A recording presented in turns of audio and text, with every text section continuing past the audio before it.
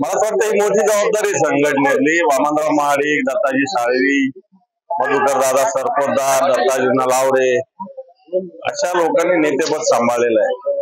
आणि आता हे संजयजी राऊत, सुभाषजी देसाई, लीलाधर डागे, चंद्रकांत खैरे असे सिनियर नेते शिवसेनेचे आहेत आता.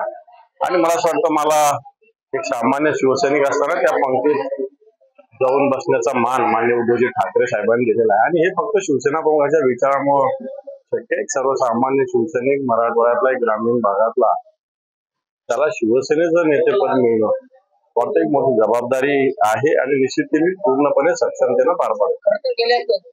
काही दिवसापासून आपण पक्षामध्ये काम करतात त्याचा एकनिष्ठतेचं फळ म्हणावं लागेल. एकनिष्ठ अनेक लोक असतात, मी एकटाच याच्यातला काही भाग नाही. पण मला संधी मिळालेली मी नशिबाने एवढंच नाही म्हणत. एबीपी माझा, उघडा डोळे बघा नीट.